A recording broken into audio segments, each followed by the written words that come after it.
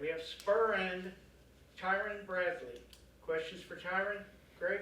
So Tyrin, it's second year in the system, had success last year, but do you feel different, the comfort level different for you second time around? Yeah, definitely. It's definitely a huge change. Understanding not only my job but the guys around me. So it helps me out. It gives me an opportunity to help my teammates out, knowing their assignments, so I can be in, just better position overall on the defense, and just understanding why we make certain calls for certain situations, and how can I adjust my alignment or my assignment to maybe give off a disguise and help out, the protection, or whether it's being in the window or stuff like that. Instinct you played on more last year, or do you just know it that much more this year? Yeah, I played off a lot of instinct, but this year I feel like I'm a lot more comfortable in the defense. Like I said, I feel like I know more so my job and the people around me. So I know maybe certain techniques I can use on certain plays because I might have an inside hook somewhere, or a hook dropping down from the safety, just things like that. So I can tighten up my alignment and my coverage, and even when it's coming off the edge, disguising it, and maybe giving them the slide to protection another way to free up, the end, or give me the one-on-one off the edge. So yeah, definitely a lot more comfortable in the defense. But yeah. How is Coach Cabral? He's great, man. Ever since he's got here, he changed the trajectory of our room. He's allowed me to be more free. I could be myself out there. He gives us the comfortability to try new things out there. He was brought here to increase our pass rush and help us pass rush. So, ever since he's gotten here, he's just taught me things, and honed up on some skills that I may have already had. And like I said, he allows me to go out and just be free and play my game. What has he taught you? Is it specific pass rush moves that maybe you didn't have in the toolbox before? What are some of the things he's taught you? I wouldn't say specific pass rush moves, more so just recognition, understanding what type of blocks, what type of scheme the O-line is giving us, whether it's a 60-man protection or, just things like that, understanding what moves I can use versus a slide. Like I said, recognition, just understanding my keys and my eyes. He's really helped me hone up my eyes in terms of pass rushing, and just what to look for coming off the edge with certain blocks, and the quarterback and how he moves. And he tells us we're rushing two people. We got to rush the tackle and the quarterback. So, like I said, he just came in. He allows me to be a free player, allows me to try new stuff, and his energy level is always top notch. So, yeah. Is it tough to be a pass rusher, during a camp like this, because you're never going to touch the quarterback? Like even on days when you tackle, you guys aren't really going to tackle. Yeah, they make it a big deal to stay away from six. So it's definitely tough. But like I said, just getting the feel for those reps and understanding, like, when you do get free, just kind of you gotta pull back a little bit. But they do a pretty good job of charting our sacks and TFLs and stuff like that. So overall, getting in the feel of actually sacking the quarterback is gonna be exciting when we can really we can kick it off August 31st. But for right now, they kind of keeping us away from them. And then I guess, how do you practice? Because I remember Coach Leslie talked about this last year. Practice forcing fumbles on sacks. You talked about like going after the ball or going after arms. How do you practice that stuff when, again, you can't really touch them? Yeah, Coach Cabral, he does a great job in drill work.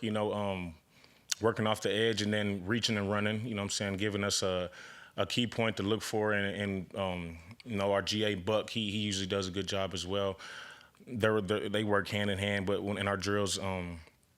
But yeah, like I said, Coach Cabral, he usually has that stuff in drill work for us. So, when we come off the edge, we make a move and we reach and run, and it's a ball right there or a tennis ball right there, something to just get our aim right so we don't miss when it's game time. Have you ever had an assistant coach that puts on the pads and says, "Come hit me"?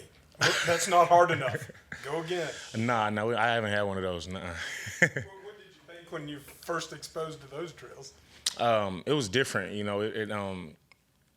It kind of was an eye opener. It was like I said, it was different, but it also helps us. Like when we do come off the edge and we do reach and we run, all that stuff, it correlates to game time. So being able to translate it from drill to team segments, it's important to get certain looks and understand the speed of the game is going to be different. So, just getting in that drill work is just always important.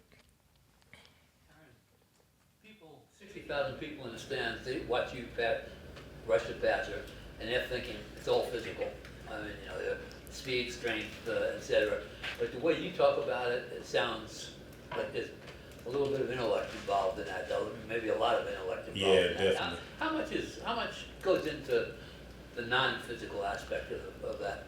Oh yeah, Coach Cabral, he tells us all the time. This is pass rushing is like a chess game. We got to set the tackle up, just kind of like how receivers, they set up DBs and they give them moves and releases off the line. It's kind of similar for us. We may work a move and the ball comes out in a few seconds, but we still getting it in the tackle's mind that we may come off and do this. And so, like I said, it's just a chess game. Throughout the game, sacks are they come in bunches. You know what I'm saying? So when you get them, you're likely to get another one. But yeah, it's real intellectual. You know what I'm saying? Just playing that chess game over the course of the game, over the course of series with the tackle and showing him different things and getting him to open up his hips and counters and stuff like that. What do you think of Ty French? He's a great guy. He has a high motor, extremely high motor. I talked to him yesterday, like we work off of each other, his strengths, my strengths, his weaknesses, my weaknesses, he's coming from a lower level FCS like I was last year. So it was just important for me to tell him, like, hey, you're going to get home just based off of natural ability. And, his resume speaks for itself. But just helping him get here and hone up his skills. Like I said, he has a motor, like the dude can go.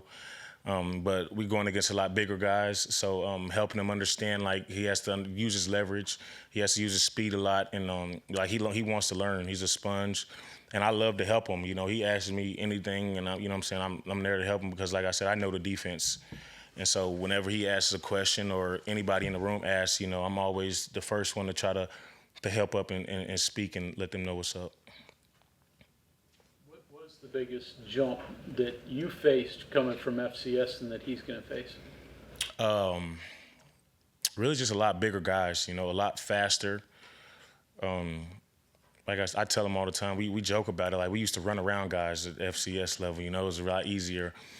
And so when you got guys that are getting to their spots a lot faster and they're a lot stronger, you got to rely on your technique. And that's been the biggest thing for him. Like I said, he has a motor, so he's going to get home. He's going to make plays naturally. But, when the talent level is equal to or greater than, it's what can you rely on. So really just been the big thing for him is just honing up his skills and, his get off and his hand violence and stuff like that. In the game plan of pass rushing, Cody talking about you can't touch Green, but do you ever go to Green or Nico, the quarterback, and say, hey, I want to kind of pick your brain on what you think a quarterback would do here or what I could do against QBs since you are one? Does it kind of work that way at all? Now, Gigi kind of different. He's a little different. He can get out of the pocket. He can run. He can step into the pocket. He can make any throw on the field. He showed us that in practice. So with me, it's more so the tackle. I get to go against Wyatt every day.